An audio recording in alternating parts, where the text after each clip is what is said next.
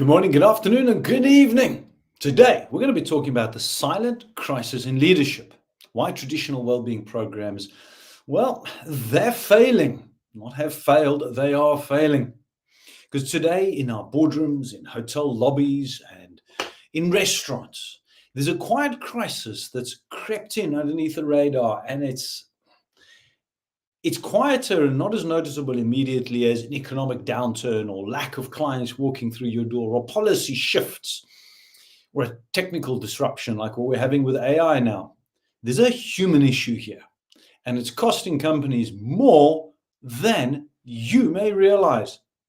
Now, when it comes to people, we often refer to the state of not being able to function as burnout. But it's not about that I want to talk to you about, because there's something more dramatic and more debilitating that we're going to be addressing today. And it's called the silent slide into what I know as Authenticity Brownout Syndrome. It's a slow, quiet erosion of purpose, of motivation, and connection. So I'm going to be running a 5-week series of blogs and videos that I've created for HRs and executives, specifically in hospitality, who want to stop putting a plaster on top of the issue of well-being and are saying we have a fundamental problem at the root level. What do we do about it? Because I'm going to be sharing some hard-hitting truths that I've used to help leaders and teams go from near burnout back up the sliding scale to flourishing again. So today, we're going to start unpacking why the current system's broken and a little bit of a tip into what you can actually start doing about it.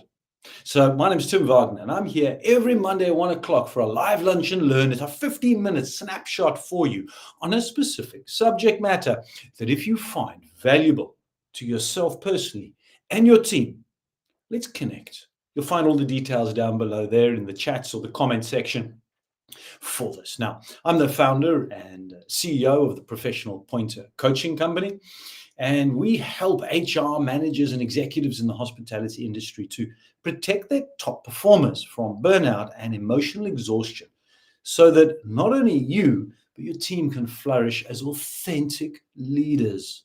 So through a lot of interperspective analysis and guided breathwork journeys, I said breathwork, we help people to reconnect with their clarity, confidence, and capacity to lead so that pressure doesn't become a performance risk.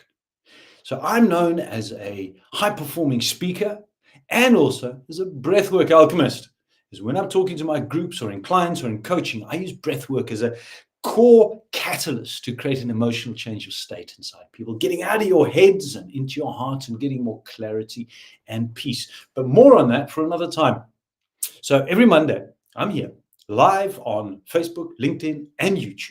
So follow me on any of these platforms to find many more of my other recordings. But let's climb into the silent crisis that companies are dealing with. And I'm going to be straight and blunt, because here's the reality. The statistics show it. Your numbers show it if you're brave enough to actually know what they are. And that is that well-being programs do not work. Not because your intentions are wrong, but because the foundation is. You're having a look and tick the box. I'm doing it. We have a once a month, once a quarter well-being day where we allow the staff to have a day off because of stress or pressure, or yoga. We have a yoga instructor comes in every week, or there's a mindfulness app or casual Fridays. Well, these are nice, but they're not enough.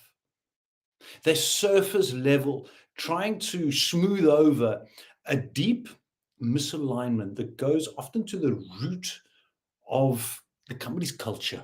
Not the written culture, it's on the website. We have a vision statement and purpose statement. No, this is the unwritten culture, which seeps down from leaders, from the top, from the executives. How do I know this? Because I've worked in hospitality for 27 years. I've led teams, I've dealt with executives, I've dealt with the manic chaos of the pressure, the tension, the clients, the functions, the events, the big groups arriving, the groups that don't arrive, the Sunday night dread of Monday morning. Does it ring a bell? Because that's how your culture's measured clearly, is that state of dread on a Sunday night, even if you're doing shifts.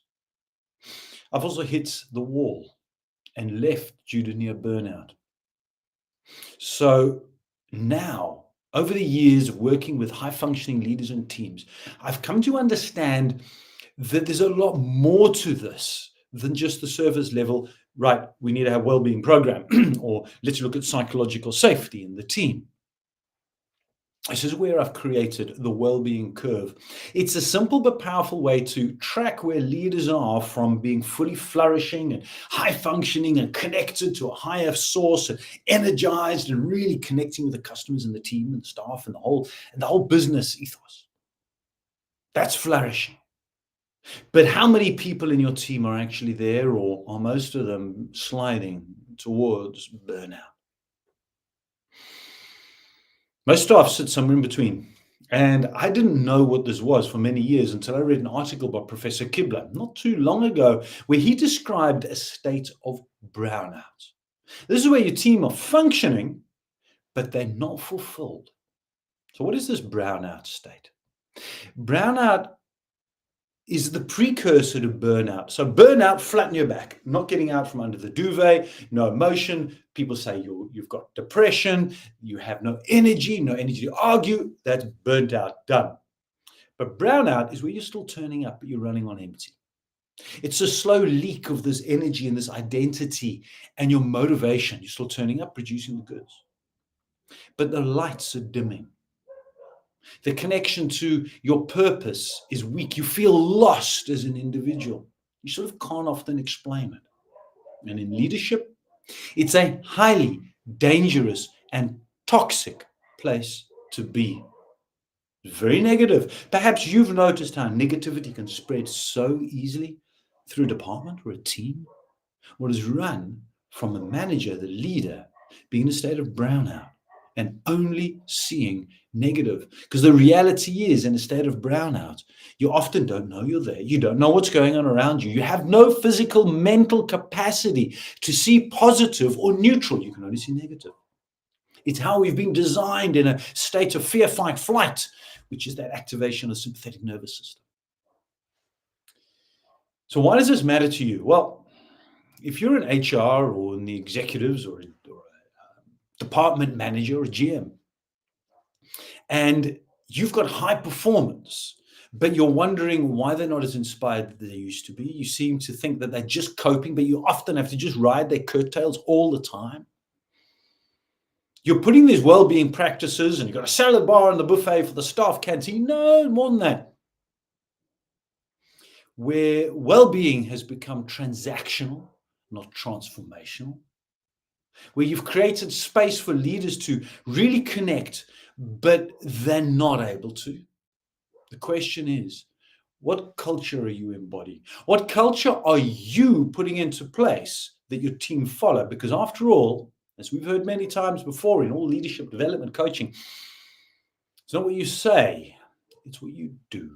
And if you've got that culture promulgating downstairs, you're dropping in, you're saying, this is how I'm acting, and there's an expectation that your team leaders are doing the same as you, but you're sitting in a state of brownout, where do you think they're going to go?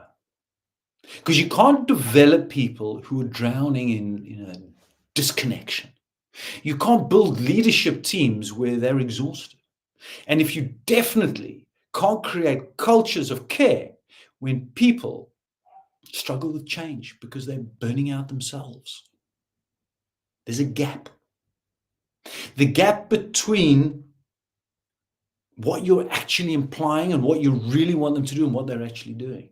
So I'm going to introduce the well-being curve in a second, because this maps out the emotional and psychological states of your leaders and of your teams, and then your leaders and employees. It just flows down from that flourishing to burnout state. And it'll help HR and you identify where the core problem is. I'm going to bring this up. There we go. This is the well-being curve. Now, you can see on the top right there, high energy, high productivity is flourishing, energized, engaged, purpose-driven. Over time, with stress and anxiety and continue to deliver, especially with shift work, not having a good balance of sleep and home time and relationships with family and hobbies and all these great things. You can move to being in a place of stuck if you're not learning. Where stress starts taking over, and you silently slide to that middle ground of a lesser known state called brownout. It's that no man's land between stuck and burnt out, where you're turning up and performing, but on the outside appearing like you're really doing okay and you're just coping with all the stress of life, but internally you're slowly disengaging until one day you either slide to burnout or you quietly quit. And most leaders are living in a state of silent brownout. We focus on the symptoms: tiredness, stress, disengagement, instead of addressing the root cause. What's the root cause of staying in a state of brownout where you've lost this disconnection with your authenticity? It's that you do not know who you are. I've come to call this Authenticity Brownout Syndrome, or ABS. But it's not like the ABS on your cars, which breaks you to a screeching halt. No. This is a silent creep into the state of unknown brownout. And it comes from living and working out of synchronization with your true values, your truth, and your identity, where it's not just stress. Stress is always going to be there, isn't it? The external stressful environment is never going to change, but stress is merely an emotional reaction to external circumstances. And in this space of constant pretending, of turning up wearing a mask, and producing and being a person that others expect you to be, this is the authenticity brownout syndrome, where you are not authentic. You're pushing, you're pleasing, you're smiling, you're producing, but internally, Now, most successful people, someone at some time sits in this state, and it's the hardest spot to actually be in. So what do you do? Well, I was nearly 3 decades in hospitality, and I walked away, not because I stopped caring, but because I realized that I was no longer able to actually function. I couldn't keep going and leading other people when I was in a state. I didn't know what authenticity brownout syndrome was. I didn't know what burnout was. I just knew how to get the hell out. So I quit because I knew staying in that state was not going to benefit the team, the people, the managers, the owners, the shareholders, the business, nothing. But this was the beginning in me starting to ask all these questions and do research with other high-functioning teams and leaders. And now through my talks, workshops, and being here on a Wednesday with you guys as well, in my lives, I created the Flourishing Leadership Framework. It's a very simple assessment tool that your leaders or you can even identify where you are now, and the Professional Pointer Coaching Program to help companies stop spinning the wheels of being reactive to finding solutions for your leadership team and helping them really reconnect. So I've created the 7-step framework. I'm not going to go through detail here. There's plenty. It's all in my YouTube channel. You can find that out or reach out to me as well. So that then we can help leaders discover their authentic path. So what can you do? Well, if you're still listening, then you know something's wrong and I've caught your attention. Here's a couple of things, 4 things I think it is, in fact. I need to put my glasses on for this. The first is that we need to assess our people. You need to be properly looking at tools to say, well, where are they really? Not who they tell you they are. Make it anonymous. Help them understand where they are. But here's number 2. It starts with you.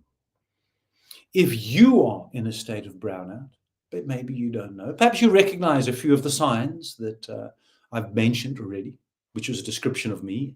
Well, if you do, before you can help train and develop them, you need to clear the noise from your head. You need to find that space of authenticity and calm and clarity inside of you, removing that stress, that trauma, and those expectations so that you are authentic. You need to go deeper in your own self and then help them do that so that you can bounce back. You can return to who you are. That's the third thing. The fourth thing is thinking long-term, is having a look on your ROI, your return on investment. Your ROI back into your team through well-being practices, and the statistics have shown that for every dollar you get $3 to $4 invested back from your people when you're investing in them. Because this is not a short-term fix. This is a long-term cultural change and shift. So if this has caught your attention, connect with me, reach down below, put there, flourishing assessment. Let's have a look at that. Let's connect on a call as well to see how we at Professional Point of Coaching can help you. And next week in blog 2, because this is a blog and a video, in blog 2 and video 2, I'm going to go deeper into what is the anatomy of ABS. How does it show up daily in your teams? What to look for in your teams? What are the pre-warning signs for ABS? Because if you ignore them, the cost to you, the cost to your team, the cost to your company, and if you're at HR, the cost to your time and continuously needing to replace your high-functioning, good quality people. Isn't it about time you reinvested back in? Self first, got to be. But for now, there is a way you can stop that silent slide back down, or not back down, down to burnout, and reverse it. Let's talk. Find all my comments details below. I'll see you live on a Monday at 1 o'clock South Africa time every week. Until then, have an awesome week, and I look forward to connecting with you soon. Ciao for now.